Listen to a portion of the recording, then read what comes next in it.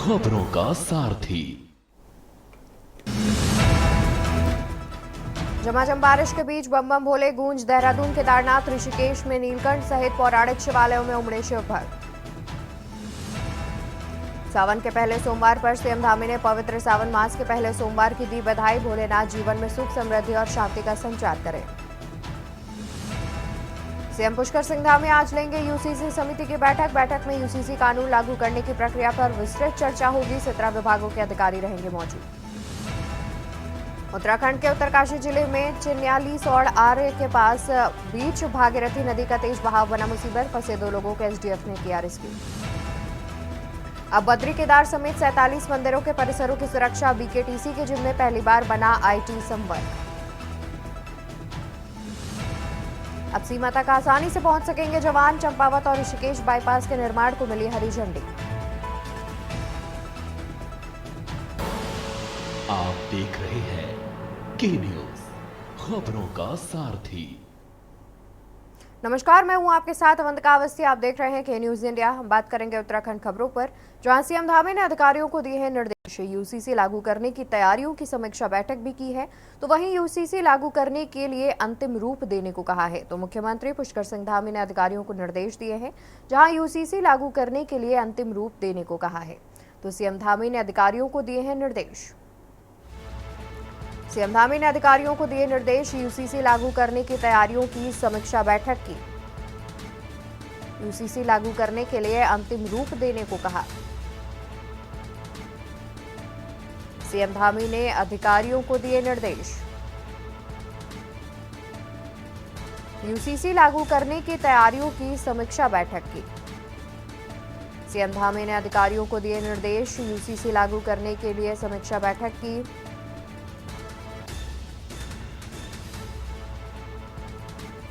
CM Dhami ने अधिकारियों को निर्देश दिए हैं।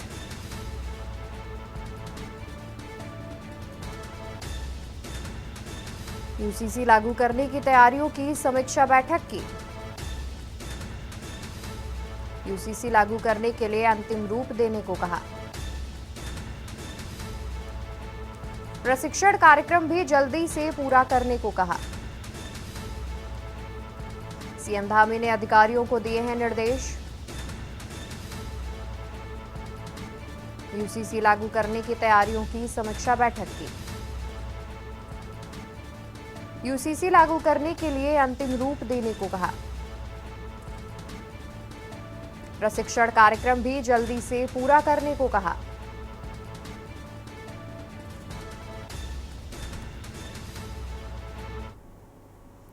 तो वहीं बता दें कि भारी संख्या में कांवड़िए पहुंच रहे हैं हरिद्वार में गंगा जल लेने के लिए पहुंच रहे हैं कांवड़िए। हरिद्वार में गंगा जल लेने के लिए पहुंच रहे कांवड़िए।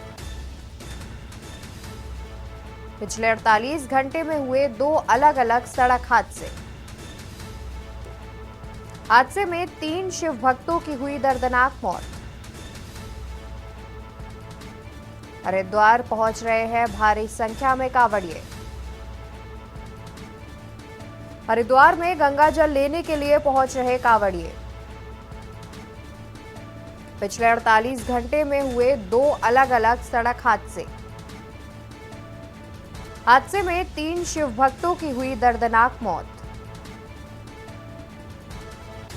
हरिद्वार से खबर, जहां भारी संख्या में कांवड़िए हरिद्वार पहुंच रहे हैं। जल लेने के लिए कांवड़िए हरिद्वार पहुंच रहे हैं। गंगा जल लेने के लिए हरिद्वार पहुंच रहे हैं कांवड़िए। वहीं इसी दौरान पिछले 48 घंटे में 2 अलग अलग जगहों पर सड़क हादसे हुए, जिनमें करीब 3 शिव भक्तों की दर्दनाक मौत भी हो गई है। तो हरिद्वार से खबर आपको बता रहे हैं, जहां पर कांवड़ियों का गंगा जल लेने के लिए हरिद्वार पहुंचने का सिलसिला लगातार जारी है।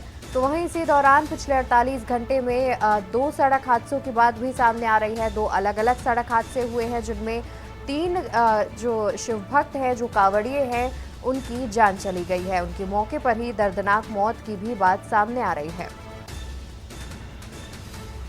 तो खबर हरिद्वार से, जहां भारी संख्या में कांवड़िए पहुंच रहे हरिद्वार। तो वही खबर हल्द्वानी से, जहां 5 संविदा प्रधान और 5 संविदा प्राध्यापकों को किया गया कार्यमुक्त। MBPG कॉलेज के प्राध्यापकों को किया गया कार्यमुक्त। MBPG कॉलेज के प्राध्यापकों को किया गया कार्यमुक्त। राजकीय महिला महाविद्यालय भी हुए कार्यमुक्त।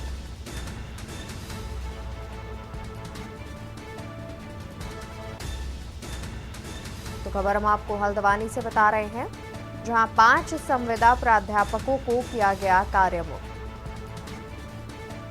MBPG कॉलेज के प्राध्यापकों को कार्यमुक्त किया गया। राजकीय महिला महाविद्यालय भी हुए कार्यमुक्त। हल्द्वानी से खबर, 5 संविदा प्राध्यापकों को किया गया कार्यमुक्त। MBPG कॉलेज के प्राध्यापकों को किया गया कार्यमुक्त। राजकीय महिला महाविद्यालय भी हुए कार्यमुक्त।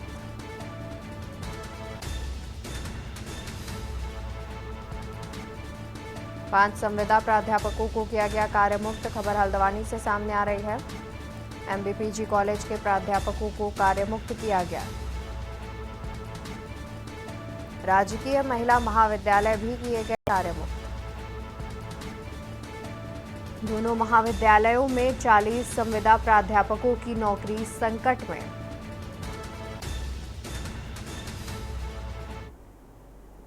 तो वही खबर विकासनगर से है, जहां बरसात का तांडव शुरू हो चुका है। इसके चलते जहां एक ओर पहाड़ी क्षेत्रों में मलबा आने से मुख्य मोटर मार्ग बाधित हो रहे हैं, तो वहीं मैदानी क्षेत्रों में जलभराव होने से बाढ़ जैसे हालात भी पैदा हो रहे हैं।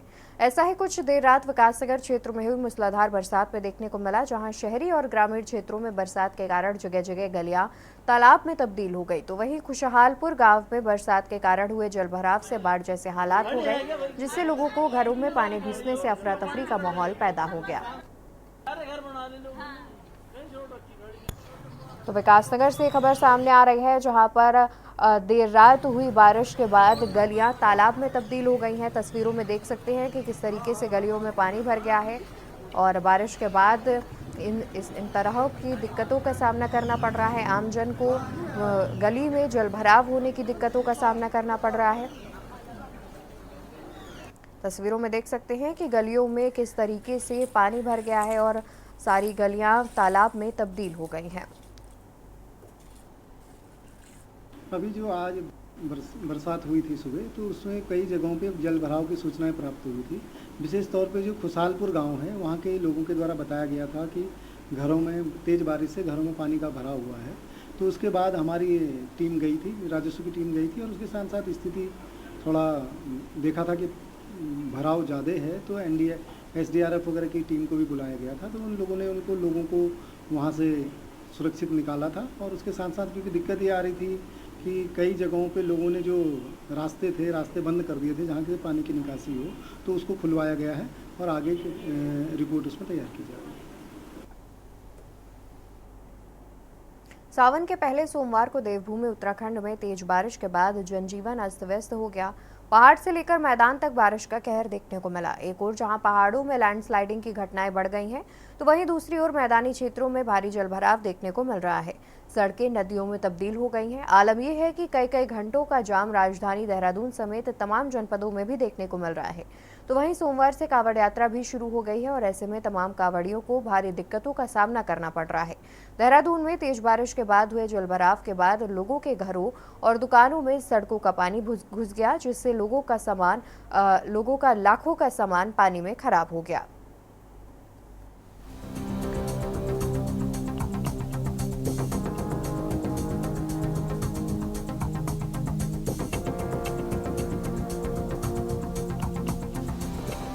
देवभूमि उत्तराखंड में सावन के पहले सोमवार से कांवड़ यात्रा की शुरुआत हो गई है।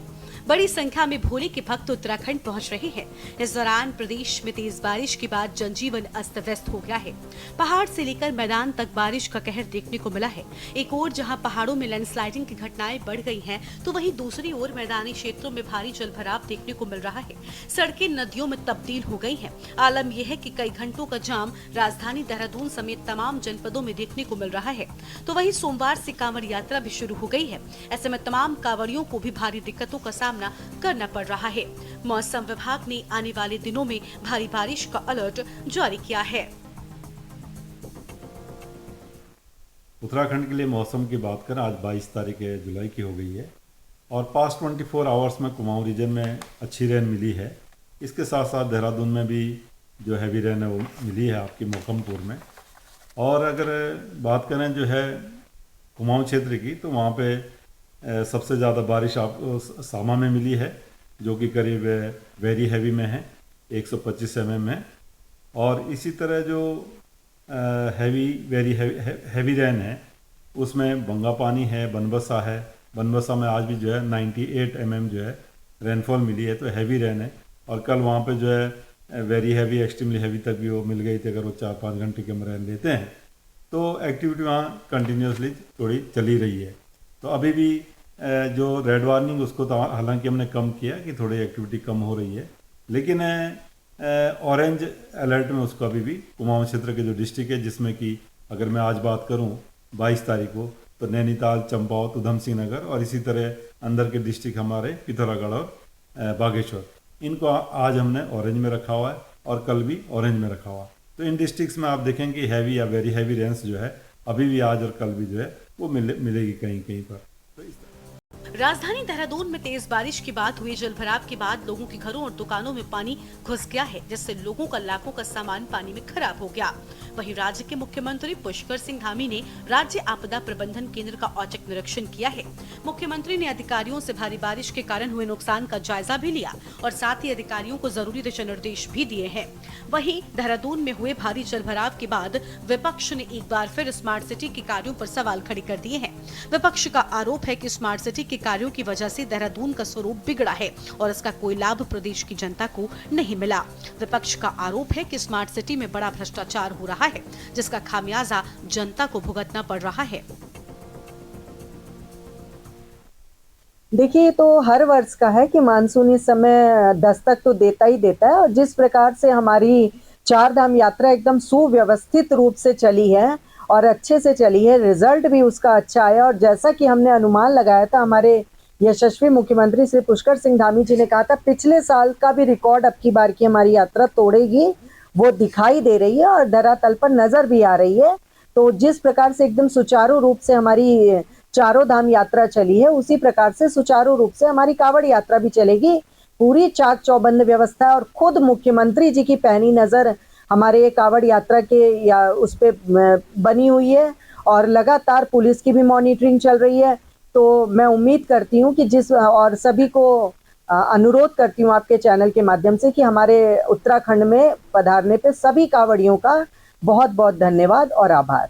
जिस तरीके से सरकार काम कर रही है वो वास्तव में बहुत सोचने की बात है। स्मार्ट सिटी के काम पहली बारिश में, 1-2 बारिश में ही जो काम हुए हैं उसका पोल खोलने का काम सरकार एक ही बारिश में उसका पोल खोल दिया है और सरकार तमाम दावे कर रही है। हमारा तो आरोप है और मानना भी है इस बात को कि आप भी मानते होंगे, देहरादून का जो प्राचीन स्वरूप था, जो स्मार्ट सिटी से बनने से पहले का स्वरूप था, उसको भी गाड़ने का काम सरकार ने किया है। ड्रेनेज सिस्टम यहाँ का टोटली कोलैप्स कर गया, बर्बाद कर दिया गया है। पानी की निकासी कहीं है नहीं, सीवर लाइनें जगह जगह खोद दी गई हैं, सड़कों में गड्ढे बना दिए गए हैं और सरकार स्मार्ट सिटी के नाम पर निश्चित रूप से देहरादून के स्वरूप को खराब करने का काम कर रही है और आम आदमी की परेशानियों को बढ़ाने का काम सरकार ने किया है। कुल मिलाकर राज्य में हुई भारी बारिश के बाद जनजीवन पूरी तरह से अस्त व्यस्त हुआ है। सावन के पहले सोमवार को एक ओर जहां भोले के भक्त परेशान हैं, तो वहीं दूसरी ओर चार धाम यात्रा में आने वाले श्रद्धालुओं को भी भारी दिक्कतों का सामना करना पड़ रहा है। वहीं देहरादून में हो रहे भारी जलभराव के बाद राज्य में एक बार फिर से स्मार्ट सिटी के कार्यों पर सवाल खड़े हो गए हैं। ऐसे में सवाल ये है कि मानसून की शुरुआती बारिश में ये हाल है तो फिर आगे क्या परिस्थिति होगी? क्या यही सरकार की तैयारी है? क्या जलभराव ही स्मार्ट सिटी की पहचान बन गई है? Uttarakhand desk report.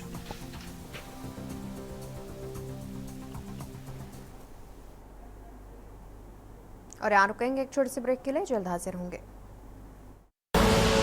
आप देख रहे हैं के न्यूज़, खबरों का सारथी। बढ़ते हैं खबरों में आगे, जहां पर मुख्यमंत्री पुष्कर सिंह धामी ने राज्य में समान नागरिक संहिता लागू करने की तैयारियों के संबंध में सचिवालय में बैठक ली। मुख्यमंत्री ने कहा कि राज्य में यूसीसी लागू करने के लिए इसके अधीन संचालित होने वाली प्रक्रियाओं और नियमों को समयबद्धता के साथ अंतिम रूप दिया जाए। मुख्यमंत्री ने निर्देश भी दिए कि यूसीसी के प्रावधानों को व्यवस्थित रूप से संपादित किए जाने के लिए गठित उप समिति के कार्य और विभिन्न विभागों के स्तर पर की जाने वाली कार्यवाही को भी शीघ्र अंतिम रूप दिया जाए।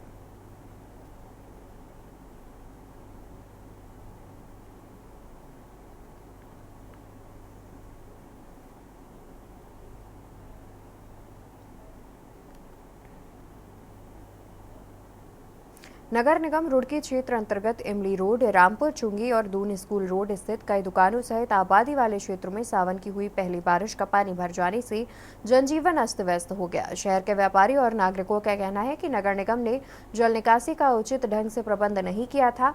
इमली रोड पर बनाए गए नाले से पानी ने नगर की तरफ बैक मारा तो पानी मोहल्ले के आसपास घरों में घुस गया, जिसकी वजह से बारिश का पानी कई घंटों तक निकासी की तलाश में इधर उधर ही घरों और दुकानों में घुसा रहा।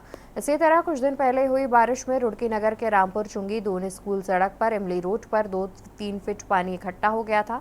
तो वहीं इसके बाद 1.5 घंटे सोमवार को हुई बारिश से दुकानों और घरों में पानी घुसने से लोगों में काफी गुस्सा है और साथ ही लोगों को काफी नुकसान भी हुआ है।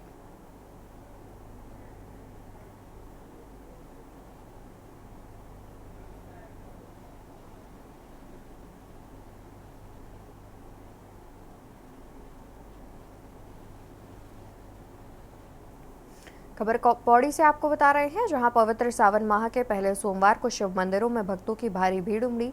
नीलकंठ मंदिर में भोर के साथ ही शिव भक्तों का पहुंचना शुरू हो गया था। पूरा दिन मंदिर परिसर बम बम बोले के जयकारों से गूंजता रहा। पहले दिन लाखों शिव भक्तों ने महादेव के दर्शन किए और जलाभिषेक किया। तो वहीं सोमवार को भारी भीड़ को देखते हुए पुलिस बल भी मुस्तैद दिखा। चप्पे चप्पे पर पुलिस की मौजूदगी के साथ ही सीसीटीवी कैमरे से नजर भी रखी गई।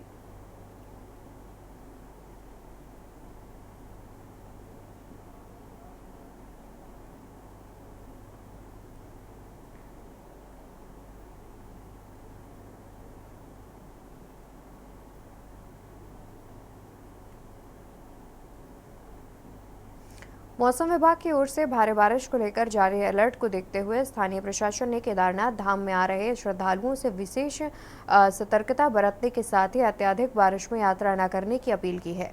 उप जिलाधिकारी ऊखीमठ अनिल कुमार शुक्ला ने केदारनाथ धाम के दर्शनों को पहुंच रहे तीर्थयात्रियों से स्थानीय प्रशासन और मौसम विभाग से मौसम की जानकारी लेने के बाद ही यात्रा शुरू करने की अपील की।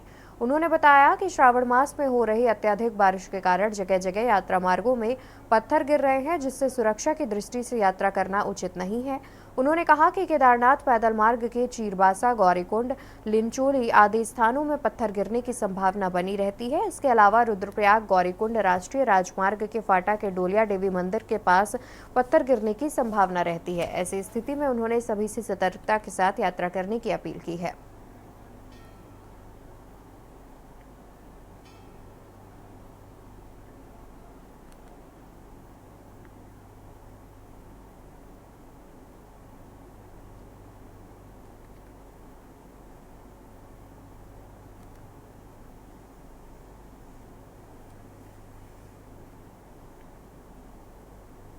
सावन के महीने के पहले सोमवार के मौके पर पचवादून के शिवालयों में जलाभिषेक के लिए भक्तों की भीड़ उमड़ी।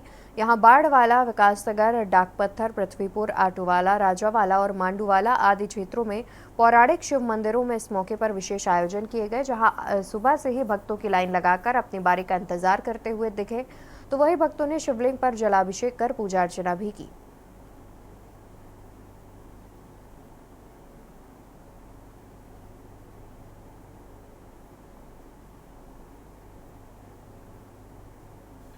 और प्रथम सोमवार आज श्रावण मास का प्रथम सोमवार है और इसका बड़ा महत्व है, क्योंकि साल भर में जो है एक बार श्रावण मास आता है और साल भर के बाद प्रथम श्रावण मास का प्रथम सोमवार आ गया। और ये वैसे शुभ सूचक है, क्योंकि 5 सोमवार जो है इस साल श्रावण मास में पड़ेंगे, जो कि एक बहुत महत्वदायक होता है। अधिकांश जो है श्रावण मास में 4 ही सोमवार आते हैं, और बहुत कम समय, बहुत कम ऐसा सुयोग बनता है कि उस संयोग के माध्यम से, जैसा इस साल 5 सोमवार पड़ गए, क्योंकि प्रथम दिन अगर पहला सोमवार आएगा तो जब महीने का लास्ट दिन आएगा तो उस दिन भी सोमवार पड़ता है, 3 सोमवार बीच में आते हैं, इसलिए 5 सोमवार का बड़ा भारी महत्व है। और संपूर्ण मास भगवान शंकर का यह श्रावण का मास है, इसलिए इसमें जल धारा का विशेष महत्व होता है। वैसे आकाश से भी जल धारा बहती है, इस महीने में भगवान शंकर की कृपा से। और उत्तराखंड की खबरों में मेरे साथ फिलहाल के लिए इतना ही। आप देखते रहिए के न्यूज़ इंडिया। नमस्कार। आप देख रहे हैं के न्यूज़, खबरों का सारथी।